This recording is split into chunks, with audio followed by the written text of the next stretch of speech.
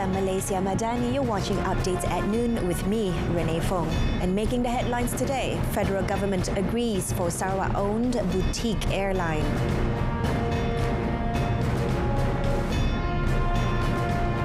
Wisma Putra working to repatriate Malaysians stranded in Sudan.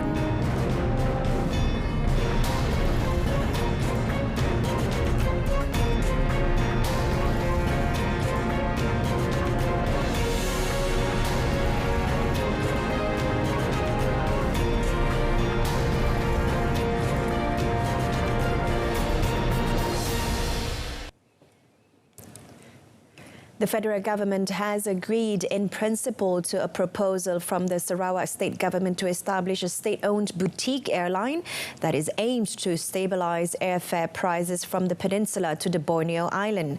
Prime Minister Datuk Seri Anwar Ibrahim said the presence of the airline can ease the issue of expensive airfare rates between the peninsula to Sarawak and Sabah.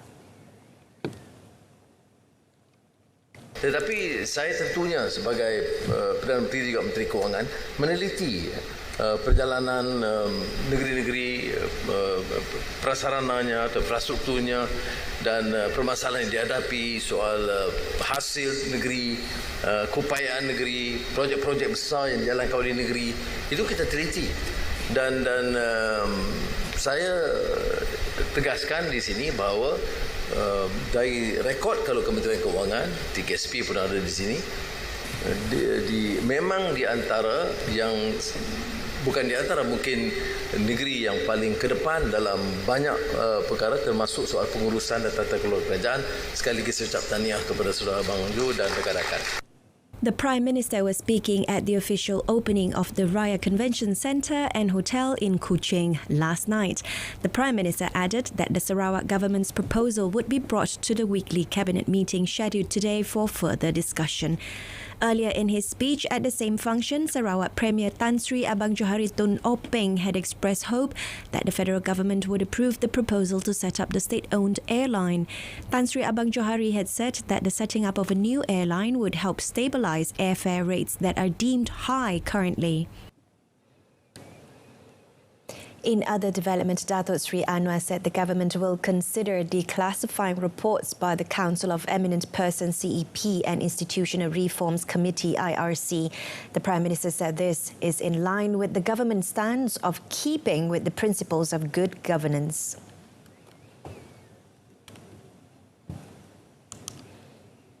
Itu baru maklumat baru sampai, saya akan teliti sebab prinsip kita dalam kerajaan seperti mana benda laporan Sabah kapal terbang yang kemalangan pesawat itu, pendirian kita ialah tidak harus kita menyimpan, tapi rakyat harus diberikan maklumat. Jadi prinsip itu ada, tapi secara khusus saya harus teliti bersama dalam Jemaah Menteri. Earlier, DAP stalwart Lim Kit Siang has urged the government to have the CEP and IRC reports published as white papers in Parliament. The addition of 14 electric train service ETS coaches in conjunction with Ideal Fitri festive season has gained positive feedback from public transport users. It could reduce traffic congestion as well as travelling costs. Traffic on the road kan, so bila ada perkhidmatan tambahan ni definitely akan mengurangkan kesakan lalu lintas, automatically boleh mengurangkan kemalangan and so on. So yeah, it's very good initiative.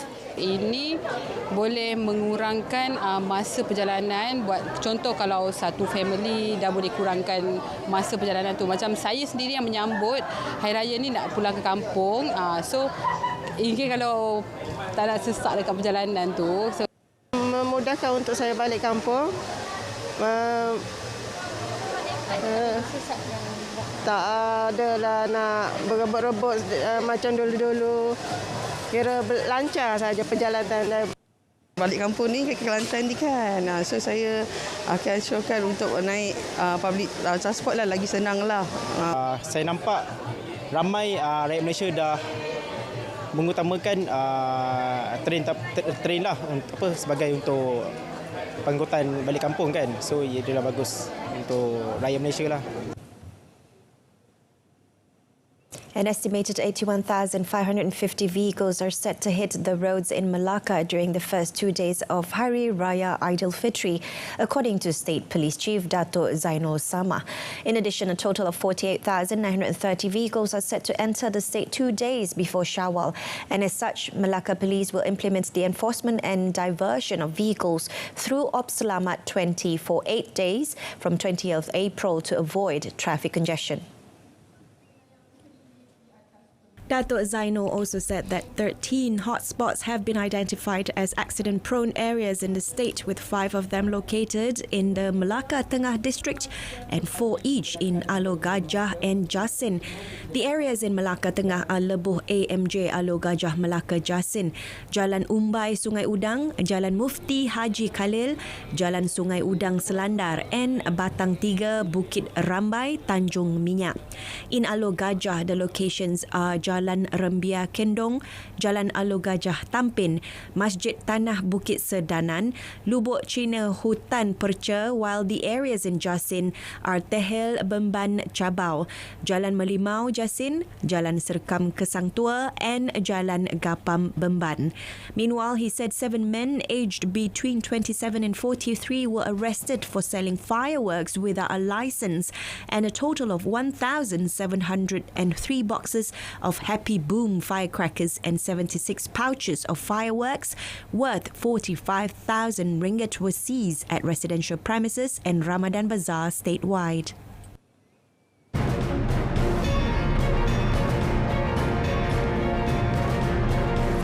Government malls mandatory screening of local animations on TV channels. Stay tuned.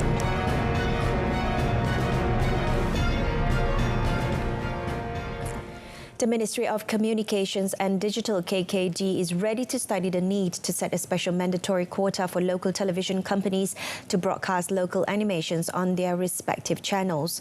Its Minister, Fahmi Fadzil, said this could help local creators showcase their works on the public. Ini satu perkara yang saya secara dasarnya menyokong. Saya rasa ada keperluan untuk kita meneliti kandungan digital yang dihasilkan dalam negara kita, bukan hanya untuk kita jana ataupun terbitkan, tapi kita tayangkan dan pamerkan.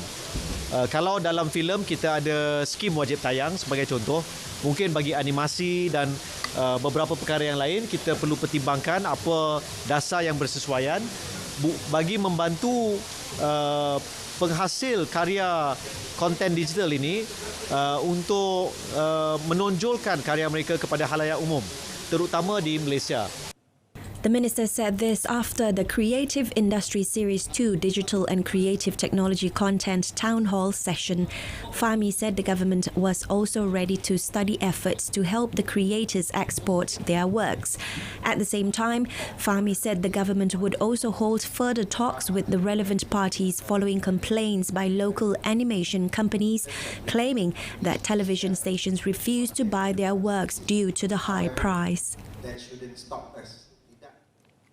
The National Training Week NTW 2023 will take place from 22nd to 28th May to increase awareness about the importance of training and foster a culture of lifelong learning among the people. Human Resources Minister V. Sivakumar said NTW is an innovative initiative that brings together organizations and individuals from various backgrounds and industries to experience extensive learning and development opportunities. Terdapat keperluan untuk menangani jurang kemahiran Malaysia dengan cara yang bermakna, iaitu suatu kaedah yang boleh memberi impak seperti National Training Week 2023. Ini juga memerlukan perkongsian awam swasta yang dapat menyemai semangat pembelajaran sepanjang hayat dalam kalangan semua rakyat Malaysia. Siva Kumar said this at the event's pre-launch ceremony, which was also attended by Minister of Higher Education Datuk Sri Muhammad Khalid Nordin. Led by the Human Resource Development Corp (HRDC), the NTW will be carried out by the Ministry of Human Resources (HRM), Ministry of Higher Education (MOHE), Ministry of Education, Ministry of Health, as well as the Ministry of Youth and Sports in collaboration with the private sector non-profit organizations. Siva Kumar said HRM expected the event to attract more than 5,000 trainers and collaborators who will deliver more than 5,000 training courses, train up to 125,000 participants, and record more than 500,000 hours of training with an estimated cost worth more than 250 million ringgit. Meanwhile, Datuk Sri Muhammad Khalid said throughout the NTW event, polytechnics and community colleges under the MOHE across the country will offer various free courses and short-term training to those interested. He added that this initiative is a large-scale national movement to raise the interest and awareness of the people, especially regarding the importance of continuously improving personal skills. Saya mengambil kesempatan ini untuk menyeru malah menggesa semua graduan, tenaga kerja dan sesiapa saja di luar sana untuk merebut peluang keemasan ini. Kaji dan pilihlah program atau kursus yang bersesuaian dengan minat serta kemahiran anda. Gunakanlah masa ini untuk meningkatkan kapasiti keupayaan dan kebolehpasaran diri.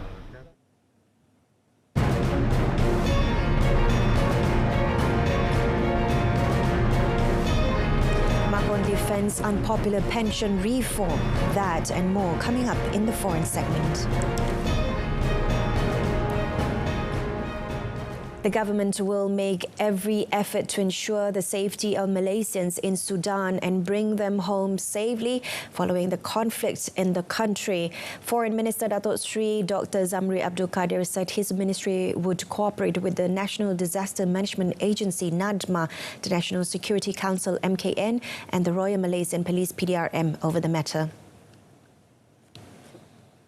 Datuk Sri Zamri said Wisma Putra had also been in contact with Saudi Arabia, Turkey, Qatar, UAE, China, the United States and the United Nations UN to help the process of bringing Malaysians out of Sudan as soon as the situation permits.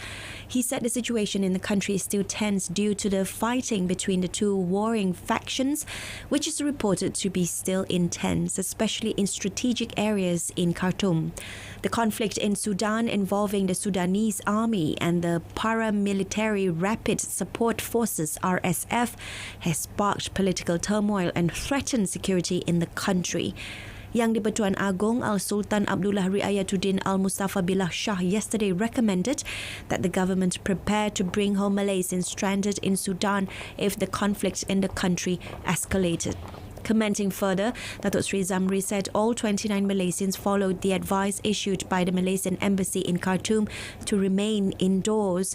He said Wisma Putra had activated Operation Sudan, which was on duty round the clock since the crisis in Sudan started, and a special team joined by several agencies had made careful preparations and planning to ensure the safety and welfare of Malaysians in Sudan.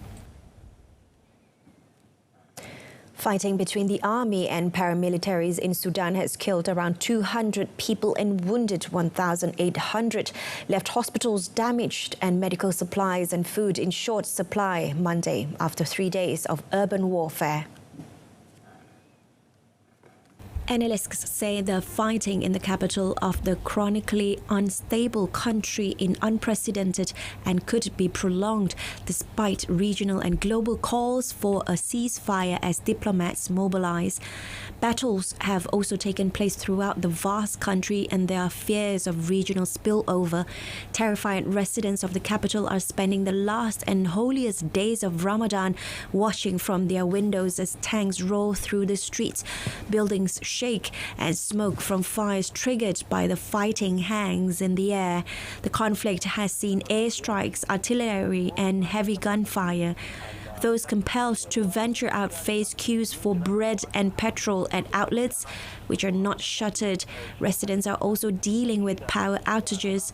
Volker Perez, the head of the United Nations mission to Sudan, told the Security Council in a closed-door session that at least 185 people have been killed and another 1,800 wounded. Earlier Monday, UN Secretary-General Antonio Guterres again called on Sudan's warring parties to immediately cease hostilities. He warned that further escalation could be devastating for the country and the region. President Emmanuel Macron on Monday staunchly defended his widely unpopular pension reform, but said he understood the anger felt by the French after 3 months of protests. His speech was met with yet more, sometimes violent protests throughout France. Addressing the nation for the first time since signing the reform into law, Macron said he regretted that no consensus had been found on the change. Macron signed the legislation earlier Saturday, just hours after its banner change to height the retirement age from 62 to 64 had been validated by the Constitutional Court, prompting accusations he was smuggling the law through in the dead of night. The left-wing unions dismissed his latest attempt to ease tensions and warned of mass Labour Day protests on 1st May. Polls have consistently recorded a majority of French opposed to the reform, which the government rammed through Parliament using a controversial mechanism to avoid a vote. The president assured that his door will always be open to talks with the unions. Macron's personal popularity ratings have eroded, with some analysts suggesting he has given a head start to far-right leader Marine Le Pen down the long path to 2027 elections. Rashid Ghannouchi, one of the main opponents of Tunisian President Kais Saied, has been arrested. His Ennahda party said Monday, the latest in a string of opposition figures held. Ghannouchi, 81, whose party was the largest in parliament before Saied dissolved the chamber in July 2021, was arrested by police at his home in Tunis. Ennahda Vice President Monde Lounisi told a press conference that Ghannouchi had been taken to a police barracks for questioning and that his lawyers had not been allowed to attend. His arrest came after media reports in which he allegedly said Tunisia would be threatened with civil war if political Islam, from which his party originated, were eradicated there. A source at the Interior Ministry quoted by Tunisian media confirmed that Ghannouchi's arrest was linked to these statements. Since early February, authorities in the North African country have arrested more than 20 political opponents and personalities. They have included politicians, former ministers, businessmen, trade unionists, and the owner of Tunisia's most popular radio station, Mosaic FM. Local and international rights groups have criticized the arrests, which targeted leading figures of the National Salvation Front, FSN, the main opposition coalition, which includes Ennahda.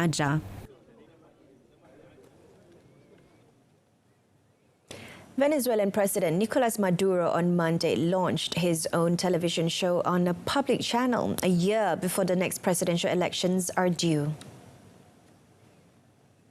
Tendremos las noticias destacadas en el ámbito nacional e internacional en sí paredes. The Venezuelan opposition frequently criticizes the government's use of public media, complaining that it has very little access in the face of an omnipresent Maduro. Maduro is following in the footsteps of his populist predecessor and mentor, the late Hugo Chavez, who was president from 1999 to 2013. He hosted a Sunday program called Allo Presidente, a show with no fixed running time and could sometimes last for hours. During the first broadcast of the program, Maduro presented a female artificial intelligence avatar nicknamed Sarah, a nod to Siri from Apple. The avatar appeared to be a jab at recent accusations that the government had used artificial intelligence in disinformation campaigns. Maduro is no stranger to the small screen. In addition to his regular and frequent appearances performing presidential duties between 2013 and 2017. He hosted a Sunday program called Contact with Maduro. It was renamed Sundays with Maduro in 2017 and then dropped the same year.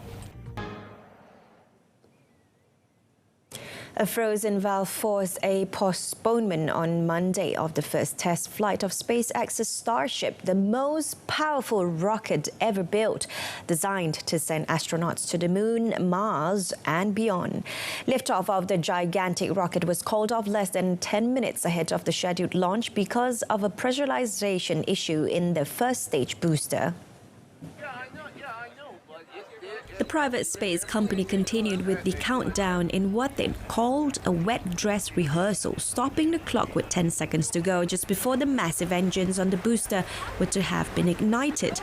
SpaceX founder Elon Musk said a frozen pressure valve forced a scrub of the launch, which had been planned for 8:20 a.m. Central Time from Starbase, the SpaceX spaceport in Boca Chica, Texas. SpaceX said the inaugural flight would be delayed for at least 48 hours to recycle the liquid methane and liquid oxygen that fuels the rocket. The U.S. space agency NASA has picked the Starship spacecraft to ferry astronauts to the Moon in late 2025, a mission known as Artemis III, for the first time since the Apollo program ended in 1972. Starship consists of a 50-meter-tall spacecraft designed to carry crew and cargo that sits atop a 230-foot-tall first-stage super heavy booster rocket. SpaceX conducted a successful test firing of the 33 Raptor engines on the first-stage booster in February, but the Starship spacecraft and the super heavy rocket have never flown together.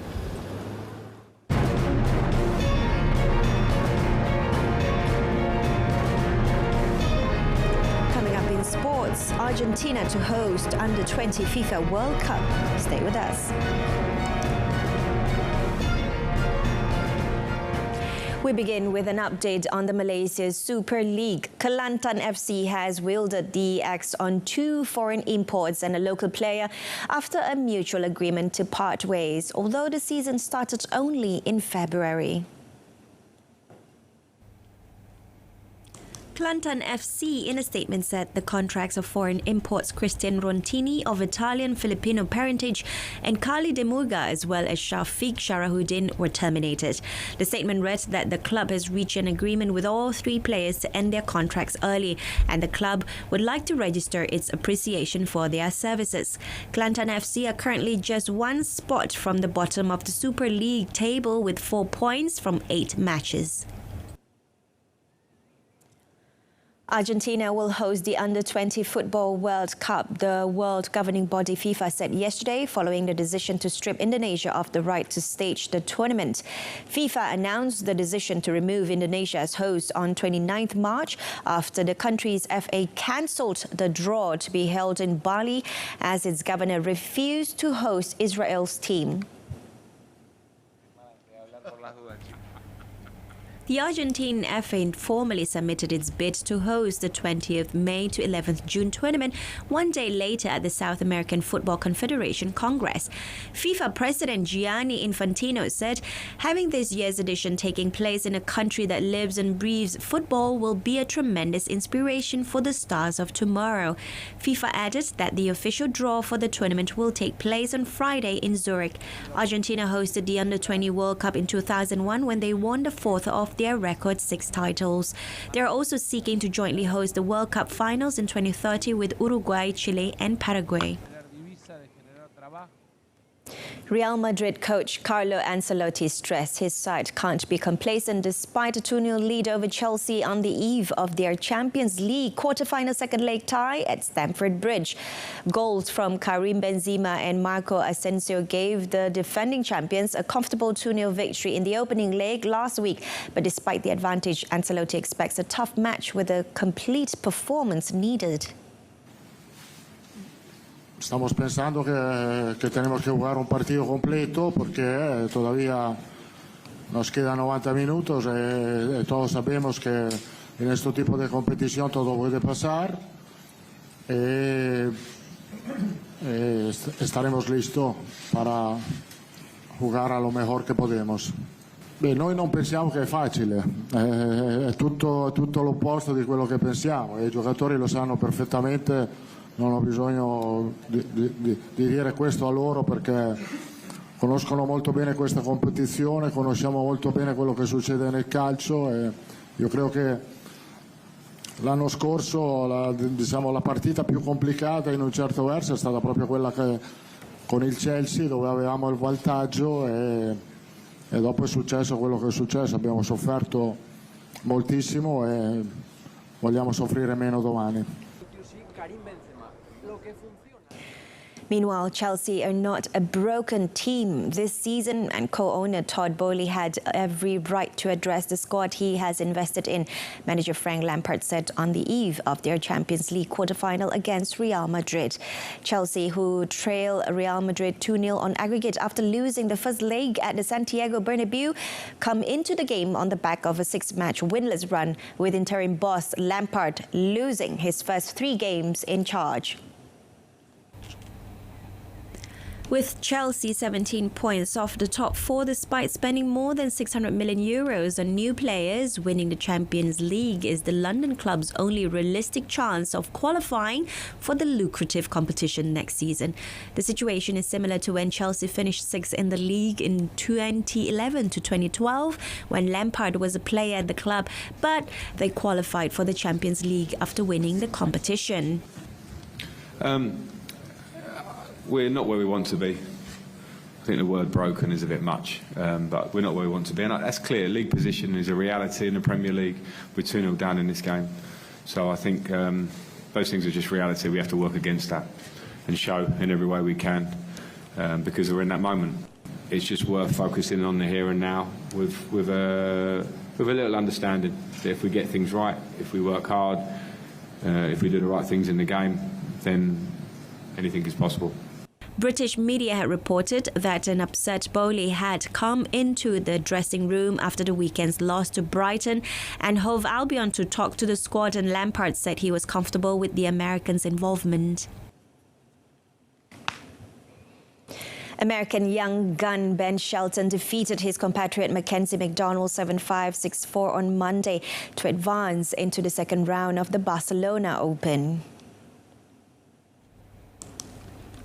Shelton will face third seed Casper Ruud today, who the current world number 37 claimed his first top 10 victory against at the 2022 Cincinnati Masters. Elsewhere on Monday, Emil Rusvori defeated Alexander Bublik 6-0, 6-3. Thomas Martin Echeverry overcame Pablo Andujar 6-2, 7-5, and Bernapi Zabata Miralles downed Attila Balaz 6-2, 6-2 to book their spots in the round of 32. That ends updates at noon. Wrapping up with a recap of our top story today, federal government agrees for Sarawak-owned boutique airline. Tune in to Malaysia tonight coming up at 8:30 p.m. on saluran Berita RTM. And we leave you with a visual of thousands of Muslims praying at Al-Aqsa Mosque compound to mark the Lailatul Qadar.